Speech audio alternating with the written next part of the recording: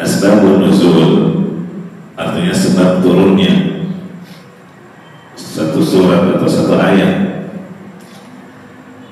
Para ulama menyebutkan tentang sebab turunnya surat Al-Kahfi, di antaranya yang diriwayatkan oleh Ibnu Ishaq dari sahabat Ibnu Abbas radhiyallahu anhuma, yang diriwayatkan oleh Imam At-Tabari dalam tafsirnya dengan sanadnya dari Ibnu Ishaq dari Ikrimah dari Ibnu Abbas, ya, yaitu ketika orang-orang kafir Quraisy sudah merasa jenuh, bosan dengan dakwahnya Nabi Muhammad sallallahu alaihi wasallam, yang pada awalnya mereka orang-orang Quraisy menyangka bahwa dakwahnya Muhammad paling juga sama seperti dakwah orang-orang yang sebelumnya yang dikenal dengan Ahnaf, yang hanya ramainya sebentar kemudian redup dan pada akhirnya nanti akan sirna. Nah, itu sangkaan mereka di awal, ya. Jadi sebetulnya orang-orang Quraisy mereka sudah mengetahui adanya dakwah ini, dakwah Muhammad, dakwah Nabi, dan mereka juga tahu ada di antara masyarakat yang menerima dakwahnya Nabi Muhammad SAW. Misalnya mereka pernah melihat Bilal mengerjakan salat, tapi waktu itu belum dianggap sebagai satu masalah, ya. Kenapa? Karena sebelumnya mereka juga sudah menjumpai kaum Ahnaf tadi, yaitu orang-orang yang berada di atas millah Hanafiyah, di atas ajaran Nabi Ibrahim alaihissalam, yang tidak menyembah berhala, tidak melakukan kesyirikan. Nah, mereka sudah tahu ada itu kaum Ahnaf.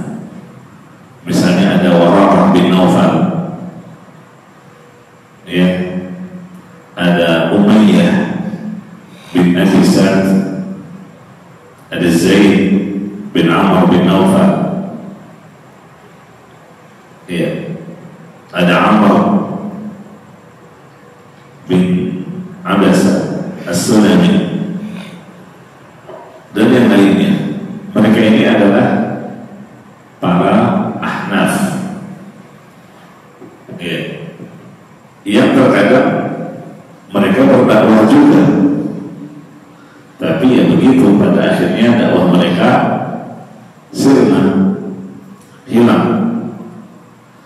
Nah, orang-orang Quraisy menyangka dakwahnya Muhammad sama seperti dakwahnya kaum Ahnaf tadi, yang hanya ramai sebentar kemudian redup dan pada akhirnya akan hilang, sirna.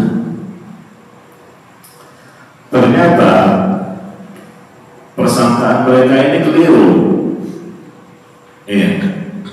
Dakwahnya Muhammad justru terus menerus berkembang, apalagi Nabi Muhammad SAW mulai berani berdakwah secara terang-terangan. Setelah turun perintah Allah wa anzir ashiratakal aqrabin, maka Nabi diperintah untuk berdakwah secara terang-terangan. Jadi mereka melihatnya, mereka melihat Nabi mulai membicarakan tentang sesembahan orang-orang Quraisy, ya, mulai berbicara mengenai tauhid, mulai melarang mereka dari melakukan kesyirikan. dari penyembahan terhadap berhala yang mereka agung-agungkan. Ini mereka mulai terasa terusik. Kalau seandainya Nabi Muhammad SAW menjalankan tauhid itu hanya untuk dirinya sendiri, nggak masalah, ya, tidak menjadi masalah bagi mereka.